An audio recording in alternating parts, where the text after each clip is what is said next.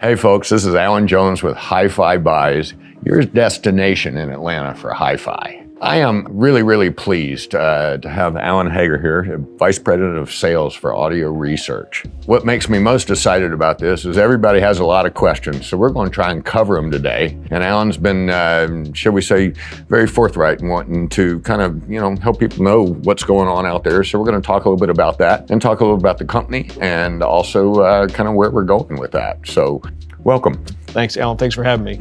Grateful to be here with you again. Well, thank you very much. I appreciate your efforts and that kind of thing to get down here. HiFi Buys has been with Audio Research for a long time, and even with my previous name of store and that kind of thing as well, Audio Alternative. And so needless to say, we've been asked a lot of questions and that kind of thing over time because of the transfer of business from one owner to another and that kind of thing.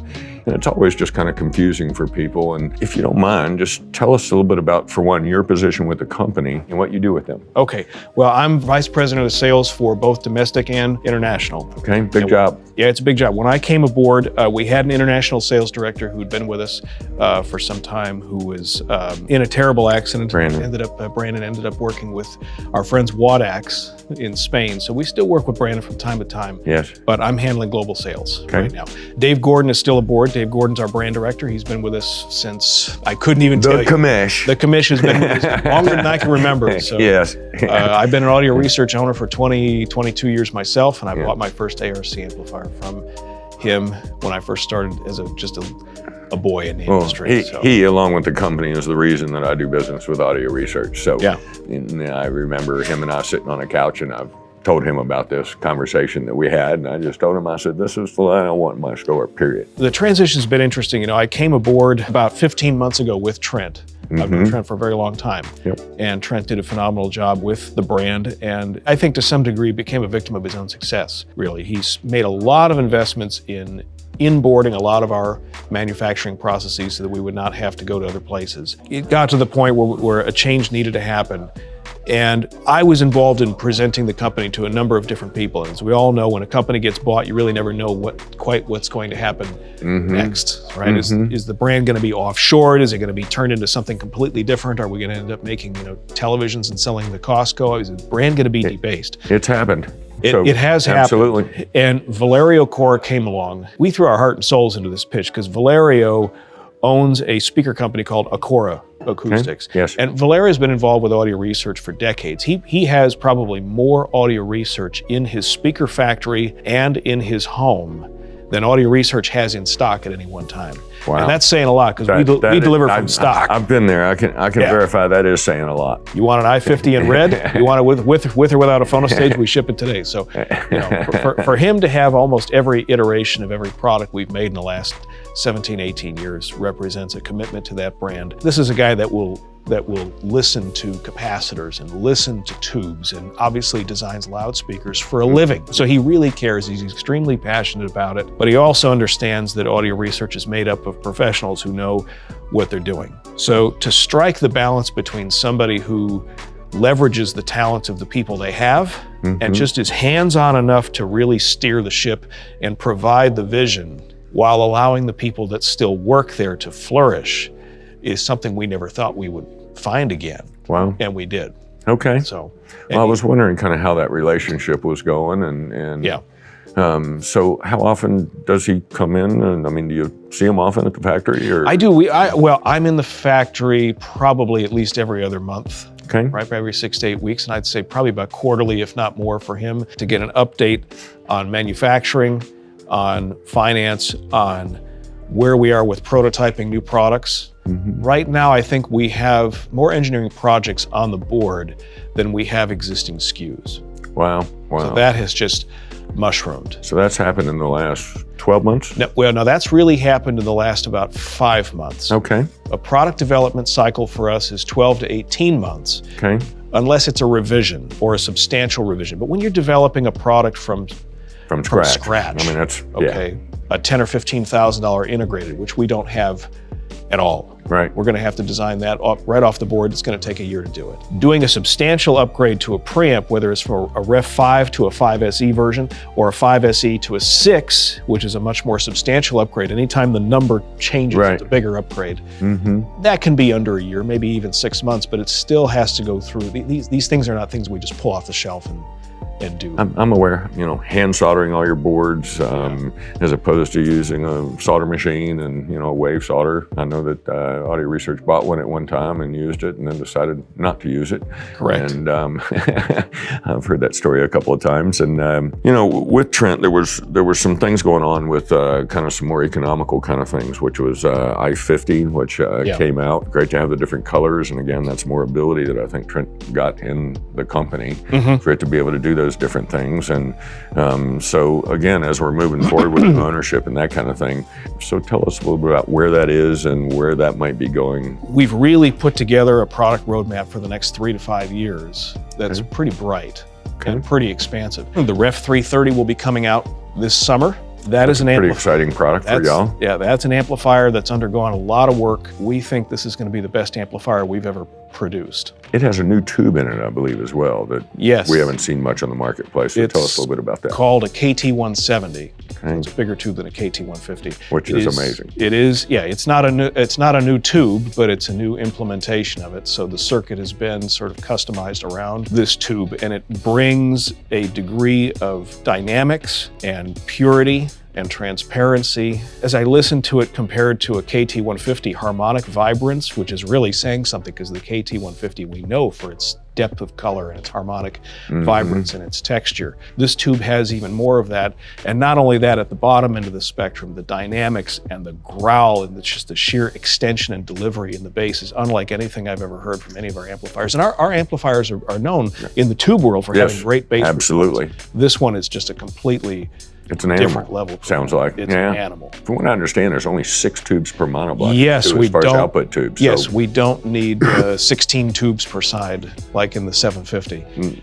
That's a real commitment to have something like that. Not that we won't continue to have really huge amplifiers in the future, because we will.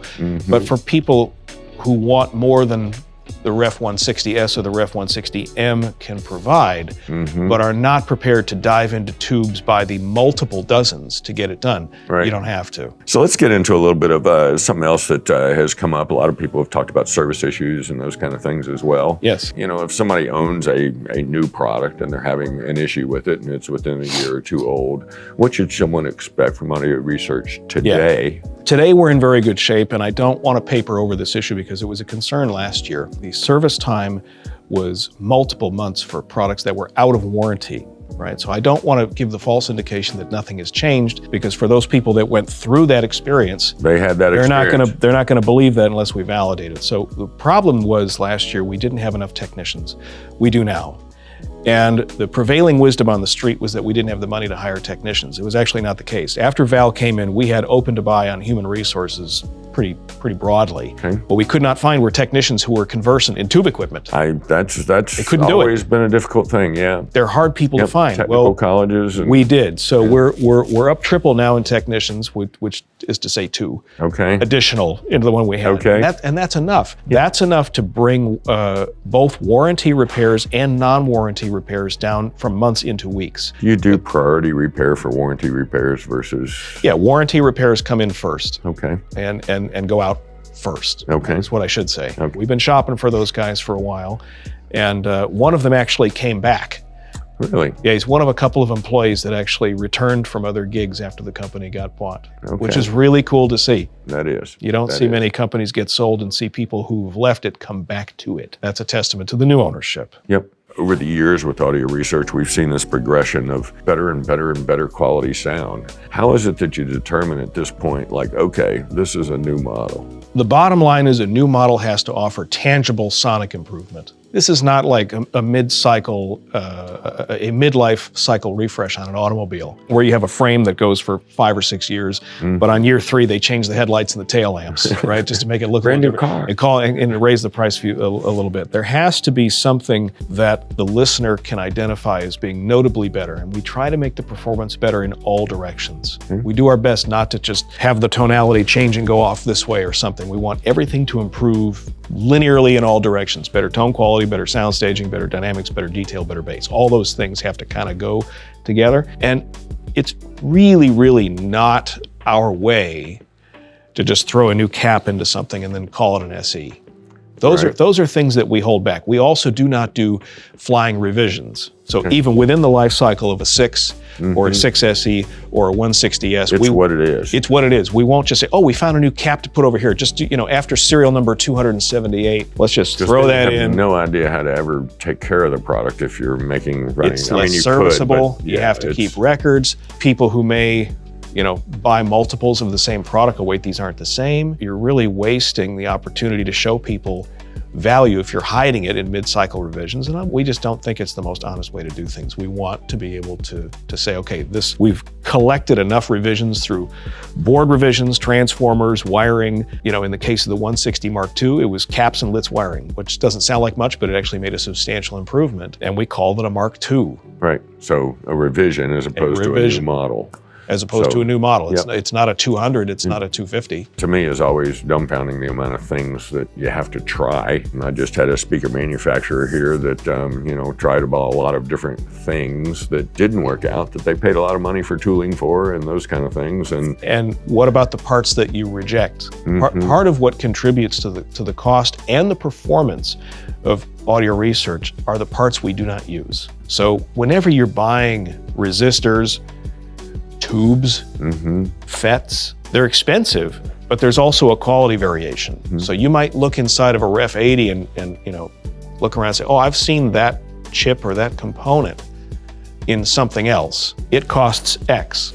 Well, I'm pretty sure that the other brand that uses that piece didn't reject 80 out of a batch of 100. Right. We do. That has a cost associated with it. That's why the sound of these are so famous. Most people will tell you a Reference 6 SE is the best preamp they've ever heard under $50,000 or the best preamp they've ever heard at all. And I know that you have a gentleman up there that listens to every amplifier before it kind of goes out the door. It seems to be a theme with the companies that we work with, and the speaker company, Rockport Technologies, I was just with, does the exact same thing, and they listen as a team to every speaker. Well, now we have 2. Oh, wow. Yes. That's good. Backups. Well, we have to have I don't know how you find somebody else to do that job. Well, we have multiple sets of good ears in that company, but we have somebody on staff now who's very special, who can hear, like Warren does, the specific things that we're listening for in a piece of finished good to test it. Fantastic. And these are not functionality tests. The bench tests are separate. Those are functionality tests. Yes. We do actual listening tests to make sure that an LS28 SE sounds exactly the way an LS28 SE should.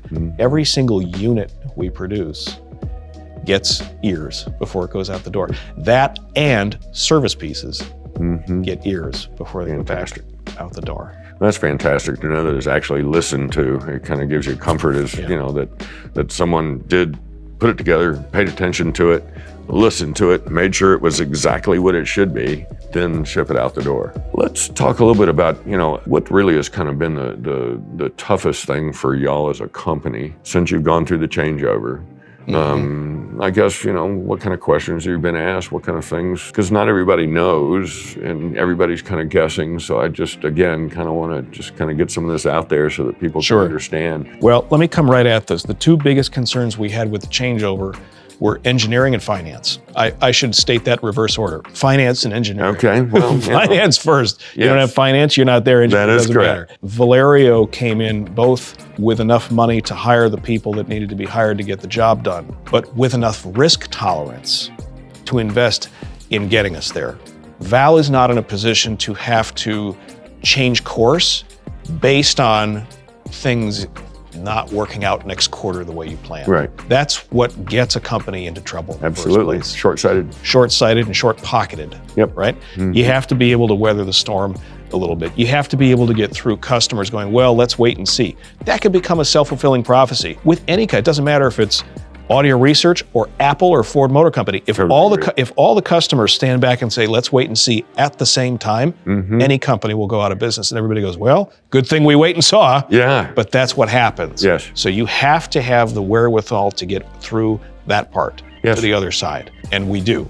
And I should say we did, because it's already in the last 60 to 90 days changed. Like, I won't lie, last summer was very, very, very tough. So we have risk tolerance to be able to get us to the other side of the engineering projects. People want to see us produce new products. Absolutely. They want to see us make new products. Engineering and project management has been the limitation to that. We now have 3 new engineers who can deal with vacuum tubes on staff, including people who know how to deal with digital and solid state. Well, how exciting that is. And to know, that is one of the things I think that, as you get to the new product cycles, people will say, well, here's Audio Research putting out new products and that kind of thing as well. Yeah. And I think the 330 obviously is a huge step in the right direction for the company, especially being able to reach some of the higher tiers of business and that kind of thing. Keep in mind, we have 14 products in our catalog. That's fantastic. And we've probably got nearly 18 projects we'd like to tackle. Wow. Some of them are revisions, but the vast majority of them are expansion. Things we don't make at all. Yeah. Stuff we don't have. Well, I don't mind saying, what's in the line now is incredible product. We love the Ref 6, we love the phono stages, all the 3 of the power amps, especially the stereo versions, the 8160. Kind of excited about seeing a 300 watt baby. So yeah, we are too. So let's say I'm sitting on the fence and I'm like going, you know what, I need to buy one product or another. Why should that person choose an Audio Research product and us as a dealer to do his business as opposed to another option? Any of the products, I know I keep coming back to the 6SE, but the 6SE is really one of the defining products in the line. Yes. If the 6SE comes out today as a new product without its history, at the price it currently sells for, it's going to get all the same rave reviews and be received the exact same way by the customer. Yes. I think on balance, when you compare Audio Research for its price to what else is out there, it's every bit as good a value compared to what else you can get as it was 5 years ago or even 10 years ago. Everybody's line has changed. Everything has gone up at least somewhat. The Reference 10, I think, is the best preamp I've ever heard. And I've heard a number of preamps at $100,000 that don't do what it does. Right. The company is on a firm financial footing. The staff, the average tenure, what do you think the average tenure of an employee is in the average American company? A year? 6 months? A year and a half? It's not very much. It's not much. Average tenure in our company is 23 years. That's amazing. Even now. Yeah. If there was ever a time when that should have been flushed through, it would have been last year. Yeah. It didn't happen. That's awesome. It's an American interest. The products are made by hand in Minnesota, made in America. Every bit of Audio Research supports American interest. Now, I know y'all use a lot of local suppliers close to you as well, too. I know that. Yeah, nearly everything in every product is sourced from a supplier within a 2-hour drive of Maple Grove. Wow. Nearly everything. And this place has built, HiFi Buys, has built a culture of blood, sweat, and tears for customers for, I can't even tell you how long. Well, almost 3 decades now. It's 3 decades. Which is amazing, yes. And this is a place that people want to belong to because Thanks. You want to belong to your customer. And that's the kind of partnership we want. I agree. It's like I was saying, a customer wonders what kind of protections do I have, and that's what we're here as a store, and you help protect us, but we're all there for the consumer that wants to love music. And the thing that I've always loved is the passion that's inside your company and the passion that's inside this company. And passion drives learning. Anybody that knows me has heard that from me about 1 billion times, because it creates just kind of a natural learning process for someone. If they love it, they're gonna go learn about it. And so it tends to push people farther because they're doing it outside of their normal workday, just because it is a love and a passion for it. So do you have anything else that you want to tell the folks out there? Well, we're happy that you're here. We hope you'll come down and hear Audio Research. And I've been with this company now since a year ago, December. I know there's been a lot of change. Yes. I've got 4 kids to feed. I don't take the responsibility. My family comes first. Yes. And if I didn't think that I had a future here, I wouldn't still be here. But I am, because I actually see every bit as much and more of a future with this company as I did when I started. And your customers should too. Because we're 54 years in. Wow. And we're not going anywhere. Well, I don't mind saying, knowing you and knowing your reputation through the industry and that kind of thing, I think that statement brings a lot of strength to it. Folks, again, I want to thank Allan Haggar for being here. He is VP of Sales for Audio Research. I just wanted to make sure that y'all heard from them as opposed to some typed up thing by AI about some company. Anyway, I wanted you to hear straight from him. Shall we say audio research is alive and well. We have new products coming down the pipeline, and the newest product that's going to be out and actually shown at Munich and then available shortly thereafter will be the new 330 monoblocks using the new KT172. That's right. So y'all come on down and take a listen to audio research. If y'all need anything from me or Allan out there, don't hesitate to ask. You know, it's wonderful to see that the service levels have come way down so that we're actually able to get great service on the products. It's been a long time. It's been since the Italians owned that company that we've had service back down at this level. So that's been a few years. So it's been kind of a tough haul for you, but the one thing I will say, it's great to be able to see it moving forward, and it appears that it's in great hands.